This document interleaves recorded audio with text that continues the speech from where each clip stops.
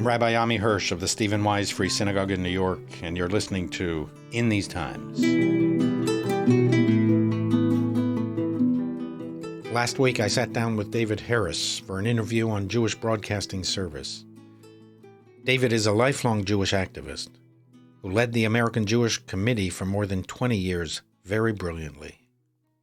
He asked me about the state of Reform Judaism in America, especially in the wake of October 7th, and with permission from David and JBS, I've decided to do something a little different this episode. Today, I'll be the guest on Defending Israel with David Harris, broadcasting on In These Times.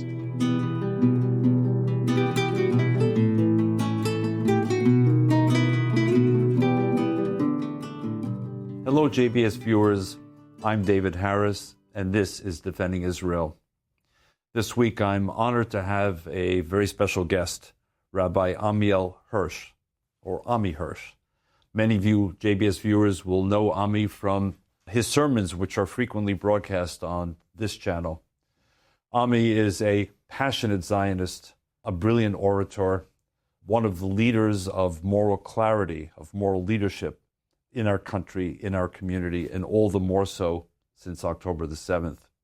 And simply for purposes of full disclosure, my wife and I were married at Stephen Wise Synagogue, where Ammi is the senior rabbi, but we were married probably when he was still in grade school. Anyway, Ammi, welcome to the show. Thank you. It's good to be here, and you are looking great. I've always admired you during your very elaborate and profound career, and your post-very profound career. So you're really doing a great service to the Jewish community. You've done that for decades. It's an honor for me to be here with you. Well, it's not what I anticipated, but another good reason why I invited you on this show, Ammi. Ammi, first of all, for those viewers who may not know you or may not know about your background, from an early age you were connected to Israel. Explain. Well, my father, who was a Reform rabbi and was the founder of the Religious Action Center in Washington, D.C. in the early 60s, and spent 11 years as the executive director of the Religious Action Center, right when the civil rights movement began to take off. And the partnership between the Reform movement, led by my father at the Religious Action Center, and Martin Luther King and the civil rights leaders was very tight, very profound. My father, I should say, never saw a contradiction between universalism and particularism, between social justice, what might be termed today in shorthand tikkun olam, and Zionism. And he was always a Zionist from the very beginning, even when the Reform movement itself was cool on Zionism. And he decided to move the international headquarters of the Reform movement to Jerusalem in 1973. He moved his entire family of the four of us, the four kids, and that's how I ended up in Israel. I was 14 years old in 1973, and we got to Israel 3 months before the Yom Kippur War. I spent 4 years in high school. They dropped me into an Israeli high school, not really knowing Hebrew, but within a very short time, I was completely fluent in Hebrew, and if you kind of know what I mean, I became more Israeli than even the Israelis. Because I had, you were 14 years old, and I wanted to fit in, and I loved Israel. So I spent 4 years in high school, and then I was drafted. I spent 3 years as a tank commander in the IDF. And then one thing led to another. But those 7 years in Israel were very formative years. They were, in biblical terminology, the 7 years of plenty. And they filled me up for my entire life. Did you know from an early age, as the son of a rabbi, that you yourself wanted to be a rabbi, or did you have other career ideas along the way? Never gave it a passing thought. It's really a funny story. Until my wedding night, when my father was a very close friend with the then dean of the Hebrew Union College in New York, Paul Steinberg of blessed memory. And we got married in 1984. We first got married in Jerusalem, in the campus of the Hebrew Union College. And because my mother-in-law always dreamt of how her daughter's wedding would look, we did, in effect, another wedding on the way back in London, where I met my wife. And so at that ceremony, it was everything, including the wedding gown and There was no chuppah, but it was everything else. The custom in England was that the groom give a charge in honor of the bride. So I worked hard on it, and it was pretty good. And somebody comes up to me afterwards, sticks his hand out. I was an attorney at that time in New York. And he says to me, "Hi, my name is Paul Steinberg. You don't know me. I'm the dean of the rabbinical school at the Hebrew Union College. You're wasting your time as a lawyer. You should be a rabbi." And it had never entered my mind up until then. But by the end of the evening, we had a room upstairs in the hotel where the reception was. By the end of the evening, when, most couples are consummating their marriage or at least opening their wedding gift, I told my wife, "You know what? I think I'm going to be a rabbi." Now, she had married what she thought was going to be a New York attorney with high earning power. But I think it all worked out well in the end. So you went from high earning power to high earning power. At least a higher spiritual level, I hope. And once you made that decision, there was no question that you'd follow the Reform Jewish trajectory? Yeah. And I'm of course, very happy with that. I would do that again. Okay, so let's fast forward, because you have been one of the most prominent voices, certainly in the Reform movement, if not more broadly, since October the 7th. How would you characterize today the Reform movement's attitude towards Israel and more broadly, if you will, ideologically towards Zionism? Well, I think there's a lot to be concerned about in terms of the future. Which is why I'm asking. As of now, my intuitive impression, which is supported by various empirical surveys, indicate that most American Jews, most liberal American Jews, and most Reform American Jews are strongly pro-Israel. Okay, something like 80 to 85%, maybe a little less when you zero in on the Reform movement, but very high numbers. And so the values that I articulate are in effect representative of the mainstream of Reform Jews in the pews and Reform rabbis. The challenge is, the younger you go, the less true that is. The last survey that I saw of 18 to 24-year-olds, I don't know if you saw this, David, that roughly half of them, I think the number was 48% of them, define themselves either as anti-Zionist or their criticism of Israel is so substantial that in effect it's the same thing. So what went wrong? Look, you can, and I've heard these arguments that young people have grown up knowing only center-right and right-wing governments, and Netanyahu has been the only prime minister they've known, and it's a government that's hard to identify with for largely liberal Jews who are the bulk of American Jewry. And I think that plays a role on a certain level. But fundamentally, the problem, in my view, is connection to Judaism. That's where we're losing the struggle, and we have a lot to worry about in terms of the future. And Israel is a manifestation of the larger challenge of what we call Jewish continuity. And I think, and I've always felt, that there's a direct correlation between the intensity of your support of Israel, which itself is part of the larger issue of the belief in the centrality of Jewish peoplehood.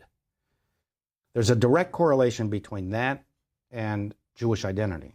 And the less Jewish identity you have, chances are the less everything, including attachment to Israel. That's why you see that the Orthodox, at least the Zionist Orthodox, the modern Orthodox in the United States, have, by all accounts, the strongest connection to Judaism. And, the more liberal you get, the numbers show decreasing numbers in terms of the attachment to Israel. And so fundamentally, in my view, it's a question of Jewish identity, Jewish knowledge, Jewish literacy, Jewish education. That's where we have been falling behind now for decades. Do you see a growing awareness of this within the Reform movement and focus much more on Jewish literacy, Jewish knowledge, Jewish learning, Jewish education, or is it still lagging behind? I think there's an awareness of it, but I think there's a sense also that there's a limit to what we can do. That is the result, the product of our times. we're all the products of our times.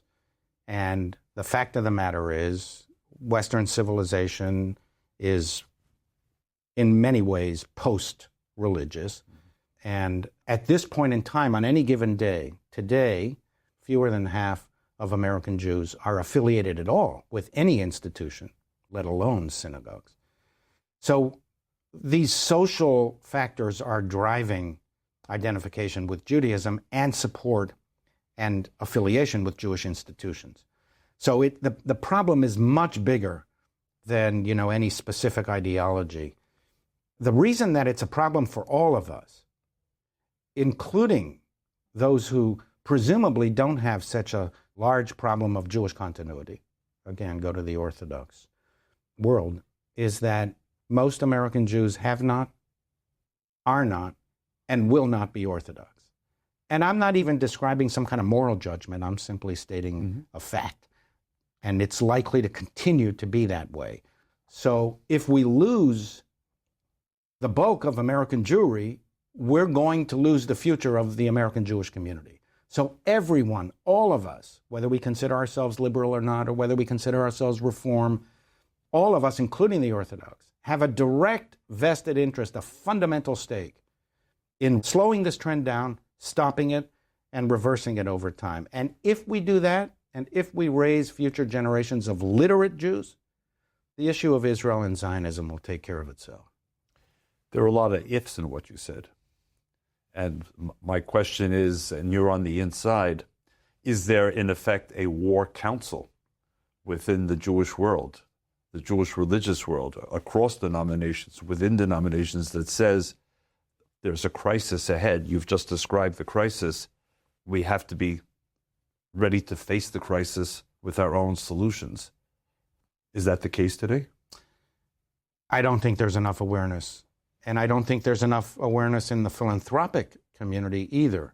Because if I'm right, or at least partially right, okay, and that there is the biggest challenge or a central challenge for the American Jewish community's future is Jewish literacy, attachment to Judaism itself.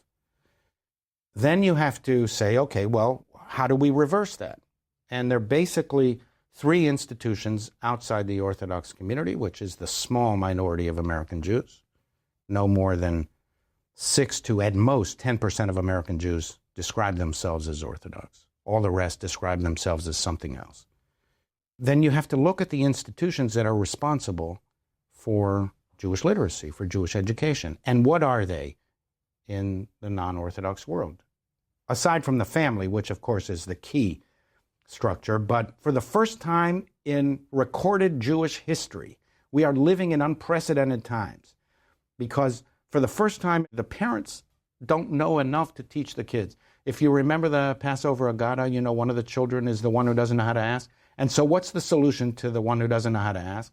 The parents teach them some Judaism. But it never dawned on our predecessors that you would reach a generation where the parents didn't know enough to teach the children. So you have that. But the three institutions of American Jewish life that are responsible for Jewish education and the installation of Jewish identity are Jewish day schools, summer camps, and synagogues. And of the three, synagogues are by far the most important. Right. One, because they reach the most number of people. By far. And two, the other institutions are limited in time. You used two terms earlier, Ammi, when you spoke about anti-Zionist and non-Zionist Jews among the young cohort in particular.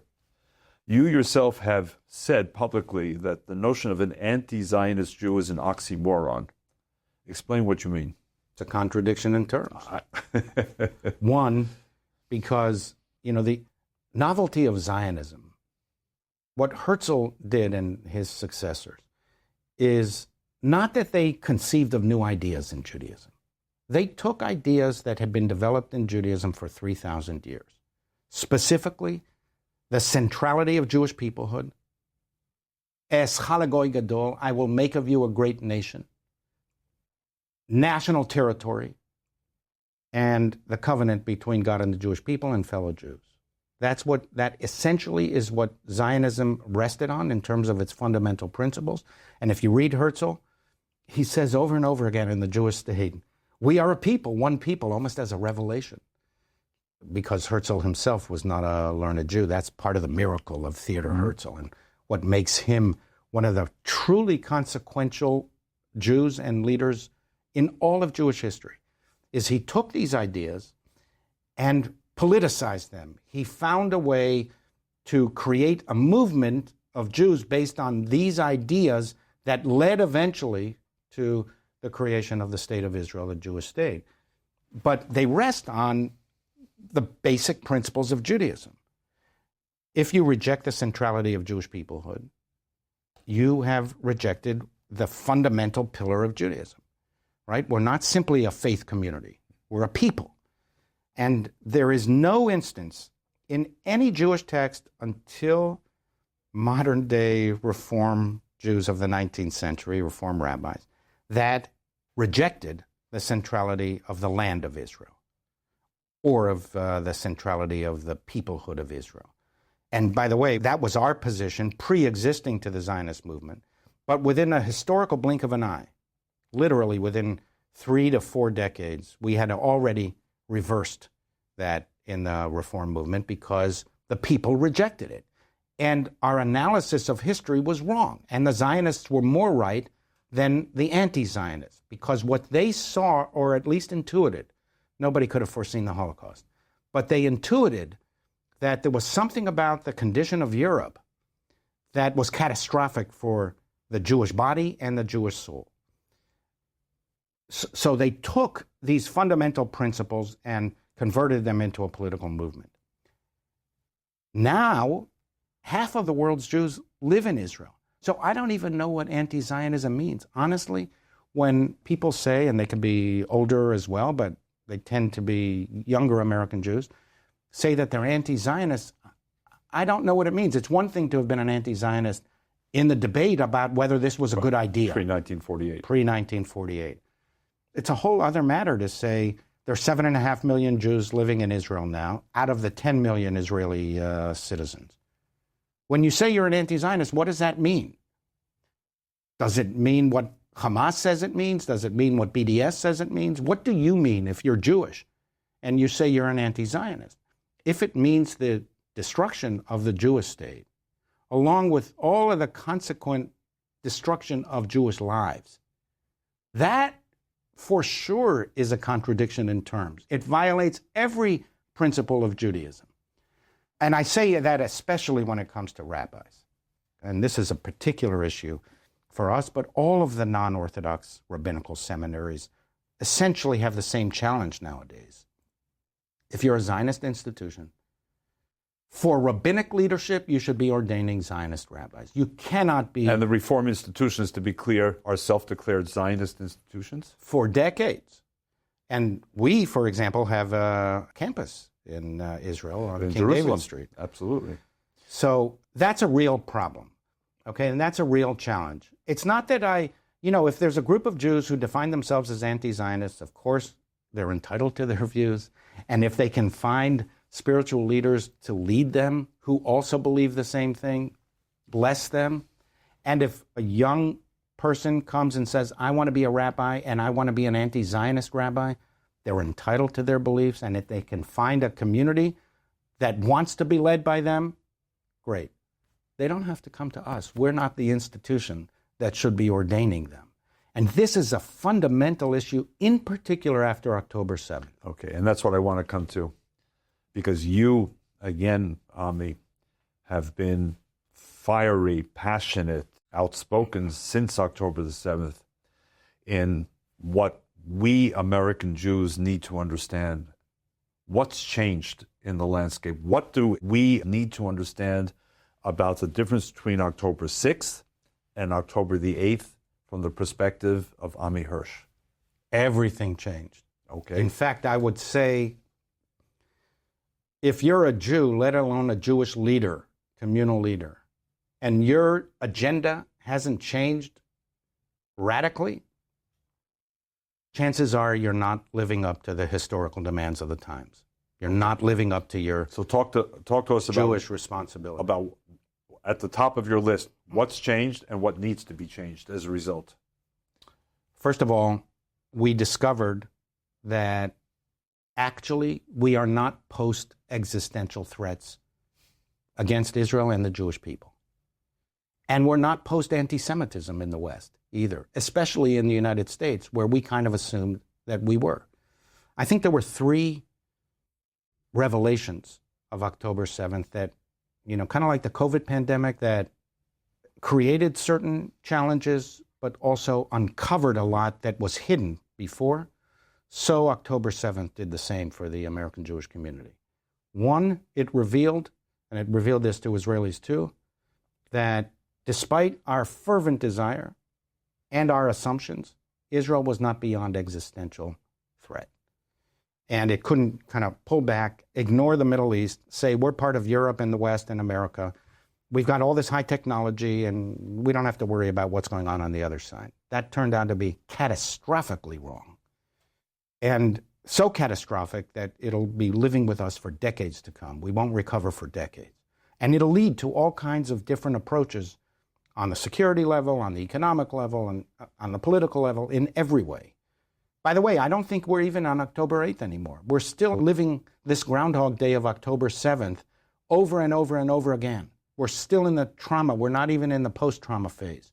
Until the hostages are restored, until the hot war ends, and until commissions of investigations are established to investigate responsibility, assign responsibility, and to force acceptance of responsibility on the military and political level, we're not really in even the recovery phase yet.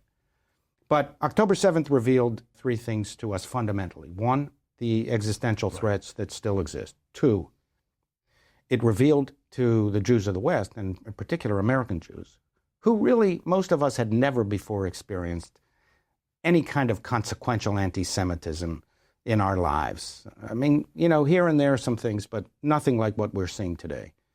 It revealed that our assumptions about America and America's acceptance of Jews was wrong. That if we felt that we were in some kind of post-historical phase, that the Jews didn't need to worry about anti-Semitism in America, that turned out to be wrong. American exceptionalism. Exactly. And then the third issue for us was, and this is especially acute in our part of the American Jewish community, the liberal part of the American Jewish community, is we discovered that the partners we thought who were with us on so many things actually weren't. And they harbored hostility, intense hostility. At best, they were silent. At best. On October 7th. At best. And you see and at worst? The idea that great universities that were supported by Jews, funded by Jews, populated by Jews disproportionately, and were in a sense a haven for the American Jewish community that valued, like generations of Jews before us, education and knowledge and the pursuit of truth and liberalism, that these institutions, some of which were downright anti-Semitic and tolerated anti-Semitism, whether in the form of anti-Zionism or downright anti-Semitism, it was shocking. We won't recover for decades ourselves from this.